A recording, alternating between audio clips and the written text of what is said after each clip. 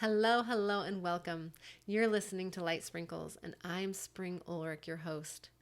It is my intention to bring you inspiration, healing tips, and tools to springing your life forward. I am so grateful that you're here. Thank you for tuning in, and thank you for listening. I want to share with you as many healing tips and tools that I have found along my journey over the last 10 and a half years of becoming a widow, and how I took that experience of having this beautiful, picture perfect life shattered upon the floor, and how I picked up those pieces and how I put them back together, even though I had huge, amazing pieces missing.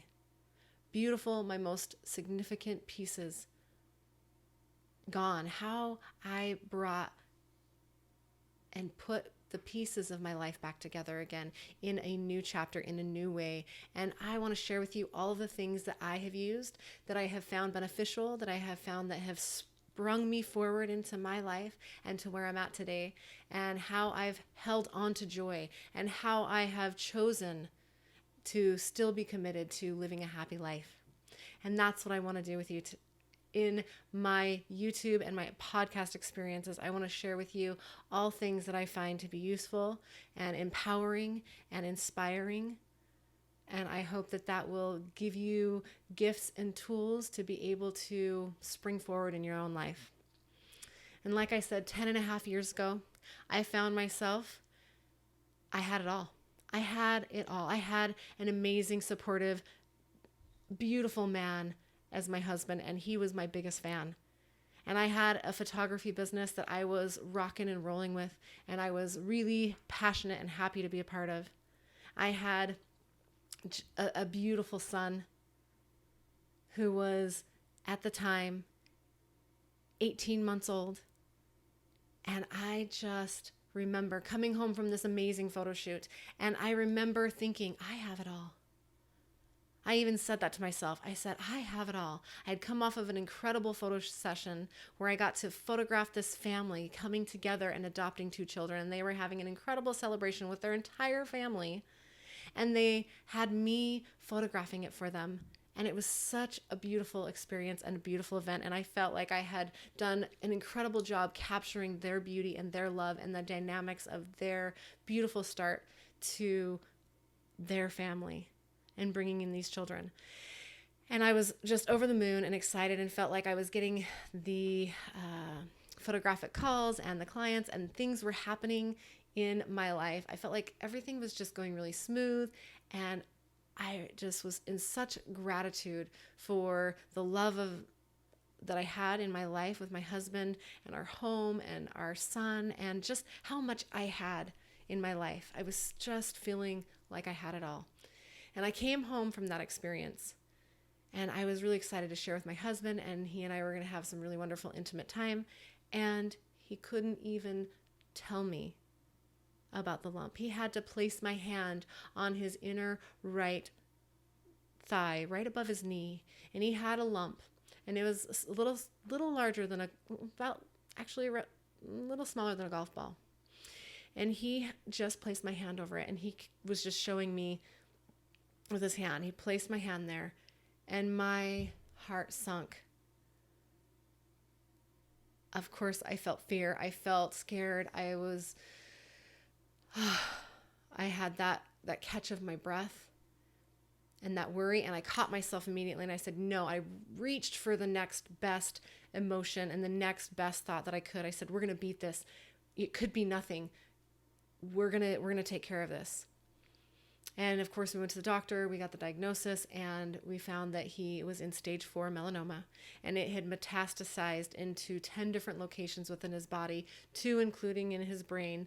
He had 2 different lesions in his brain, 2-millimeter lesions. And of course, they brought in and they said, okay, we're putting up your team of doctors and staff for your radiation and chemotherapy, all of the things they wanted to do. And my husband said, wait a minute. What are my chances here? What are my real chances of success? And they said, you have a 2 to 5% chance of success. And he said, what does that look like? What is success? They said, you'll have 2 to 5% chance that we might be able to extend your life for 2 years, maybe, and you'll be in the hospital the entire time. And my husband said, no, thank you. I'm going to try to go the natural route because I want to have a better quality of life, and I don't want to have the rest of my life just be in the hospital. So of course, I supported him in his decision, and we went for as much natural medicine and healing tools and modalities that we possibly could, and we went for that journey. Needless to say, in a matter of 4 months, my husband went from throwing our beautiful son into the air, catching him, and being strong and vibrant and being able to move and work out his body on a regular basis and hike mountains and be super strong and vibrant, catching our son in the air and being vegetarian and just really having a healthy lifestyle, to not being able to walk, not being able to go to the bathroom by himself or brush his teeth. He went really quickly. It took him in 4 months. And that was really difficult. That was a very, very difficult thing to do, to see him go through that experience and to watch him wither away in front of me and not be able to love him to wellness enough, not be able to save his life. It was completely devastating, and it was not what we wanted. It was not our intention. And we were really, really hopeful and really set on being the success story. And that wasn't what we got to have. And even though that's not the experience that I got to have, there were still gifts. There were still amazing, beautiful gifts that I got to receive through witnessing him take his last breath and being able to be with him through the entire experience. And I want to share with you 3 tools that I've used to be able to dig myself out of that devastation and to be able to support myself through the entire experience. And I want to share them with you. So the first one, immediately after my late husband passed, I got mad, because that is a part of grief. I got upset because I didn't get what I wanted. I had been visualizing and just having that absolute dream on my heart that we would be the success story, and I didn't get what I wanted. I didn't get his healing. And so I decided, I said, you know what, universe? I don't know why I didn't get what I wanted, but this was not part of my plan. This was not part of any part of my plan, and I don't understand it. But you know what? My next relationship better be as good or better, and I'm going for better. So I decided and I declared, and I said, no matter what, it is a must deliverable, because I didn't get what I wanted. So I pretty much demanded of the universe, this would be my next relationship. And that's not to say that I just didn't have any sadness or grief, because of course I did. And it doesn't diminish my love and my amazing, magical, loving relationship that my husband and I had, that my late husband and I, we absolutely had an incredible, amazing rock star, beautiful love story. And that's not diminishing the love that we had together and that we still share. That's just to say that I decided that I was going to have love again in my life, and that I was going to love, and that it was going to be as good as my relationship or better, and that I was going for better because I didn't get what I wanted.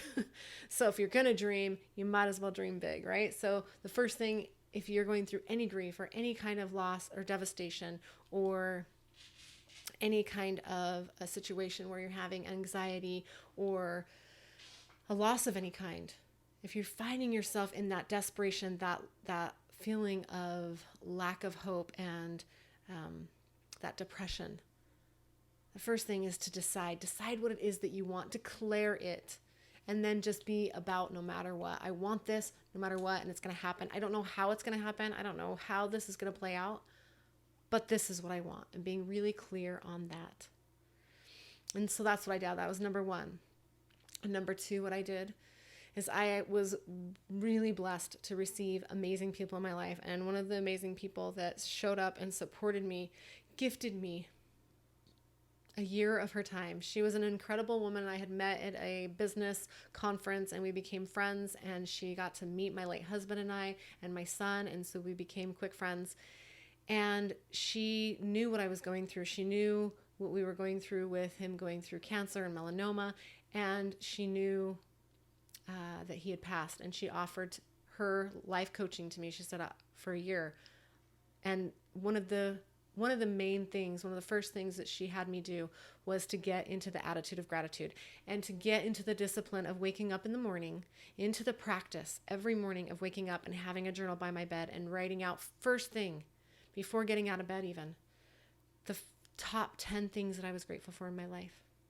The top 10 things that you're grateful for, no matter what it is. Even if it's, I woke up this morning, I have a warm bed, I have running water, I have a toilet that flushes, I have a child who loves me, because my son was 2. It was, my late husband passed a week before our son's 2nd birthday. And so I have this beautiful 2-year-old who is absolutely an amazing light, and who sings, be happy, be happy, be happy. And he was part of that for me, my saving grace, my reason to get up out of bed in the morning, my reason to continue to make sure that we had a happy life, to make sure that we were still going to have an epic and amazing, wonderful life, full of adventure, full of fun, and that I wasn't going to let this steal my joy. So getting into the attitude of gratitude, no matter what it was, no matter how small, that I could still hug him, that I could still see him, and that I get to still be alive. I get to be able to be the one to hug him and tuck him in at night. That's not lost on me. All of those little things, whether it's your coffee in the morning, whether it's you have a pet in your life that you really love, or that you can look out into the sunset, into the sunrise. If you live by the ocean, that you can appreciate and enjoy the beautiful ocean waves. And if you don't, that you can just look at the sky and be a sky watcher to watch the beautiful clouds roll by. Maybe somebody did something kind for you. Maybe you received a gift. What are those little small things that you can write down, at least 10 of them every morning, to get into the habit of setting your mindset to be able to get into that vibration of gratitude? Because what we know that they've scientifically found is you cannot be in the attitude of gratitude, that feeling vibration, that alignment of the feeling of gratefulness, and be in fear or anger and an upset at the same time. So when you find the ability to be grateful for those things in your life, then it shifts it. Even if you're in your deepest, darkest night of the soul, deepest despair, in that loss where you just feel like you could just stop breathing and let go. Even if you're in that dark of a moment, to be able to reach for the next highest vibration, the next best emotion, that you can feel your feet on the ground, that you can be grateful that you have working hands, eyes to see, ears to hear, a mouth to taste. Whatever it is that you can really get into the appreciation for, that you have food available to you, clean water to drink, whatever it is that you can just grasp for and write down. That you feel the warm sun on your face, or the rain on your face, or the smell of the cool air, whatever little things that you can write down. Even if you're in the really, really dark time, if you've lost someone that you love, if you feel that devastation, it's really hard to get into that vibration of gratitude. I get it. I know. I know that it's difficult to, in the middle of your deepest and darkest loss, to find those things. And I also know that it's possible. I also know that you can absolutely be grateful, and then in the next moment still have that sadness. It's still going to be there for you. And that is a journey that you can't walk around, that you really get to just walk through and be in and honor all the emotions, and continue to look for the most positive perspective. Which brings me to number 3, looking for the gifts. Looking for the gifts in all of the challenges, in all of the things that you're in, saying, okay, just having that trust And I know it's not easy to have that trust when you're in the middle of having something ripped away or someone ripped away from you that you love so deeply and so dearly that you have your entire life and identity wrapped up into. When that is taken away and you're left saying, now what? I know that it's difficult. I know that that's hard. And I also know that it's possible to still look for the gift in the experience, because that's what I did. I looked for the gifts in the experience. I looked, and being a photographer, I'm naturally doing that anyway. That's been my gift in photography, just to be able to look at life through different lenses and through different perspectives and be able to see the most beautiful moments and to be able to capture those and to look for the love, look for the light. And in doing that, it has trained me and my brain and my mind to continue to look for that and to be consciously aware of doing that. And it's not always easy, and I'm not perfect at it, but I'm getting better at it all the time. And the more practice you do, the more practice that you become at continuing to look at the gifts, even if it's something wrapped up in some really awful experience sandpaper. A gift that you never wanted in the first place. I did not want my late husband to pass. I did not want to let go and say goodbye to his body. I didn't want to have to go through the experience of watching him go through all of the experiences that he went through, and to watch him take his last breath, and to know that he would never be there in the physical form, to watch as our son grows, to hear his son say, "Daddy, you're the best." Or to be there to watch him get his driver's license and all those milestones. I knew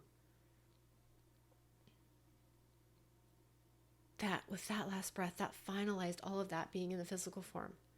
And what gifts could I look at? What gifts could I receive and acknowledge through it? I'll tell you one of the gifts that I received. And it's one of the beautiful gifts that I feel is very sacred experience that happens not only in birth, because I've experienced the first breath and I've experienced the last breath. Now, I have experienced more first breaths, thank goodness, than last breaths. And I've been blessed with that. I've been able to photograph births, have the birth of my own 2 birth children. And that moment is such a sacred and wonderful thing to witness and experience, someone coming into life and taking their first breath. And I'll tell you, having watched my late husband take his last breath, that is absolutely a sacred experience as well. And it's an opportunity to be able to be connected in the spirit realm and be able to be connected in a very spiritual and sacred space. And that's one of the gifts that I have received, is that I got to be connected to my husband, my late husband, in a different form that was now no longer connected to being in a body, into his body, that I could have an experience with him that was different, and that love remains. And that was one of the gifts. Another gift that I received was from someone else during the experience. I went right into, oh my gosh, how am I going to do this? How am I going to support my son and I, now that my late husband's gone? And so, of course, I already had my photography business. And I was also like, I've got to just hit it hard and get it going and really promote and get out there. So I already had an experience where I got to be a lead photographer at a Ignite Illuminated Women's Conference, and some keynote speakers were coming, Lisa Nichols and some other beautiful speakers, for an all-day women's event, and being able to be the lead photographer, photographing the event, having my own booth, and having an experience with that was really wonderful. And it was a huge energy output, and I was rocking it. And it happened literally 2 months after his passing. So it was really fresh. It just happened, and I was putting everything I had into making sure that I was going to be okay in my financial world and be able to support my son and I. So here I am. I'm hustling. I'm doing it. I'm showing up. I'm really in some huge action and energy. And of course, there was some talk about, oh yeah, her late husband, her husband had passed, and it just had happened recently in January, and here we are in February. So I had a woman come up to me, and she said, She said, "Oh, hi, are you the gal whose husband just passed?" And I said, yeah, that's me." And she said, "Okay, well, I just want to let you know. I work in a mortuary. My family and I have done this for a lot of years. And I just want you to know that you're in shock. You're doing really, really well right now, and you're in shock." I'm like, "Okay." And she said, "And I want you to know that in 6 months, the true devastation is going to hit. And that's when you're going to really have all the shock wear off, and it's going to hit. And that's when you're going to really feel it." And I'm like, "Okay, thanks a lot." And of course, I'm being polite and cordial and kind because I'm being professional. And in my mind, I'm thinking, "Okay, bitch, this does not have to be my experience. I don't want this experience. No, thank you. That doesn't have to be mine. That doesn't have to be my story. I don't need to do that. Thanks, but no thanks." And so I said thank you, went on my way, continued rocking it and doing my photography, and finished out the event. 6 months rolls by, and I find myself with this huge dark cloud, this unshakable feeling, this unshakable dark cloud that it won't go anywhere. I can't do anything to get it, no matter how much positive thinking or any of the tools that I already have in my toolkit, in my belt, no matter what I'm whipping out. I feel just such a deep, dark despair that I have never experienced in my life. And I'm starting to feel a little bit nutty and just going, "What is going on? Why can't I shake this darkness?" I usually can get myself to snap out of these things a lot quicker. And here I was feeling just so devastated and sad, and just a feeling that is so difficult to even describe. It just, like I said, just felt like a cloud, almost like a veil in front of me, that I could see life was happening, but I didn't feel like I was fully a part of it. Almost like I was trying to like I just couldn't claw my way out. That I wasn't being able to fully be in my experience without this gray gunk around my experience. So I look at the calendar, because every time the date comes up of his passing, that was something that I recognized and acknowledged. Another month has gone by, and I recognized it had been 6 months. I was at the 6-month mark, and it dawned on me, this is what she was talking about. This is what that woman was talking about. This is the true devastation. And in that moment, I felt the gift, because I no longer felt like I was going crazy. I no longer felt like there was something wrong with my mind or something wrong with me. That this was natural, this was normal, this was part of the grief process, and that I was going to be okay, that I was going to make it. And so that was another gift that I received. At the time it was given, I didn't feel like it was a gift at all. And then I recognized the gift that it really was, because it allowed me to feel like I was going to make it. And that this was normal. That what I was experiencing and going through was normal. So I encourage you to declare, make your decision on what you want. Express, be in that feeling of gratitude. Write down the 10 things every day that you are grateful for. Find them. Find those things. Discover those things. Write them down. Feel it. Really be in that experience of being appreciative and grateful for that experience. And then look for the gifts. Even if it is something that you're experiencing, and an experience that is really sad and awful, a trauma, a tragedy, something that you really don't want to be experiencing right now. When you can get into that experience and look around you for the gifts, whether it's a butterfly in your day, when you can be in the moment now and say, "Am I okay now?" Rather than going to the past of what's happened in the past, or thinking about what's going to happen in the future. If you can be really present in the moment. That was another gift I received, being really learning to be really hyper in the moment, being really present and mindful. Because when I could be in the now moment, I'm breathing, I have got water, I've got food, I've got sunshine, I've got my beautiful sun.